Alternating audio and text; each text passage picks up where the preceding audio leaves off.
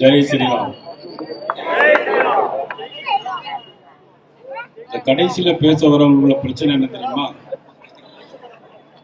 எல்லா சப்ஜெக்டையும் தலைவர் பேசிடுவார், அதுக்கப்புறம் நமக்கு பேசுறதுக்கு சப்ஜெக்ட் இருக்கு.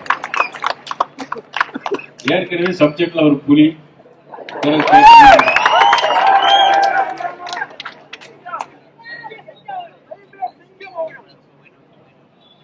சாப்பிட்டு முடிச்சு வெத்தலை போடுற மாதிரி நம்ம எல்லா சாப்பாடும் உங்களுக்கு கொடுத்துட்டாரு. நான் வெத்தலை மட்டும் தான் போடணும். 63 மேளமும் செண்டைக்கு கீழே அப்படிம்பாங்க. செண்டைன்னா உங்களுக்கு தெரியுங்களா? செண்டை மேளம் 63 மேளம் வந்து சும்மா நைஸா வாசிச்சுட்டே போவாங்க.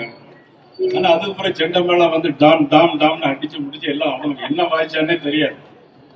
அது மாதிரி அவரு செண்டை மேளம் அடிச்சு முடிச்சுட்டாரு. நம்ம ஒரு சாதாரண மேளம் தான். இருந்தாலும் என்றென்றைக்கு மதிக்கக்கூடிய தலைவராக, இளைஞர்களுடைய எழுச்சி நாயகனாக நான்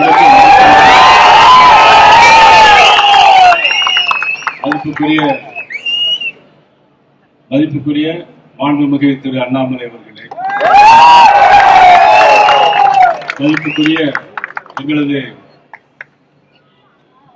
எங்களது தமிழகத்தினுடைய பொறுப்பாளர் அரவிந்த் மேனன்ஜி அவர்களே, மாவட்ட தலைவர் சீனிவாசன் அவர்களே,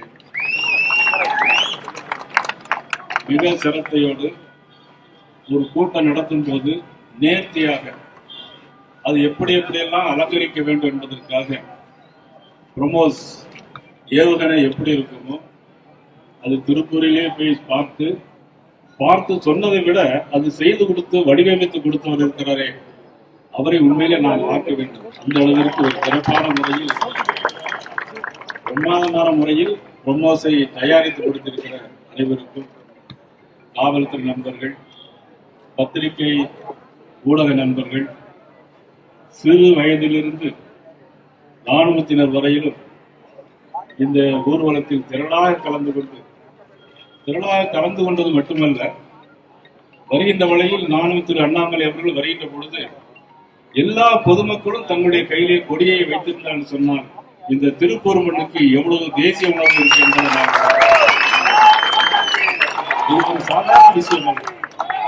ஏன் இந்த மண்ணுக்கு இவ்வளவு வீரமும் இந்த விவேகமும் இருக்கிறது என்று சொன்னால் அதற்கு தன்னுடைய உயிர் பெரிதா, இந்த தேசத்துடைய கொடி பெரிதா என்று நினைக்கின்ற பொழுது என்னுடைய உயிர் பெரிதல்ல, இந்த கொடிதான் பெரிது என்று காட்டிய மாவீரன் திருப்பூர் குமரன் பிறந்த மண்ணல்லவா இந்த மண்.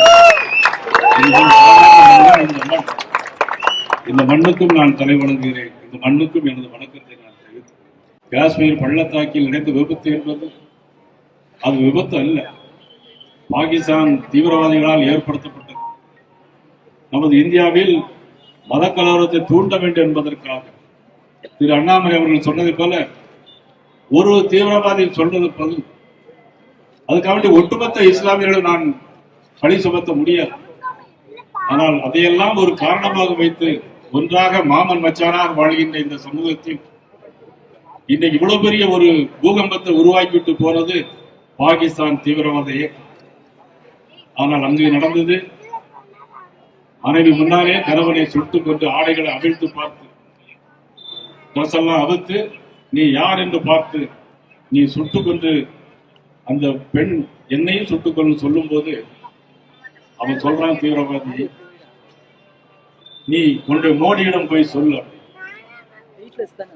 நீ மோடியிடம் போய் சொல்லு அப்படின்னு சொன்னா எவ்வளவு பெரிய ஒரு கொடூரமான செயல். எல்லா பெண்களும் நெத்தியில செந்தூரம் வைத்திருப்பார்கள். மோடி 12 நாட்கள் விரதம் இருப்பது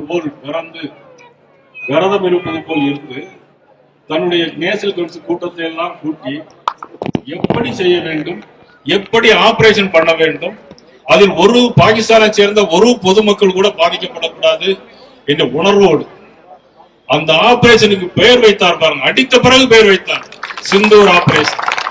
எந்த ஒரு பெண்ணுக்கும் நெத்தியில செந்தூரம் இல்லையோ அதே அளவு 2 குரோஷியா என்கின்ற 2 பெண்ணை அனுப்பி 2 பெண்களையே அனுப்பி பாகிஸ்தானை நிலநடுங்க வச்சவர் நமது பிரதமர் மோடி அவர்கள்.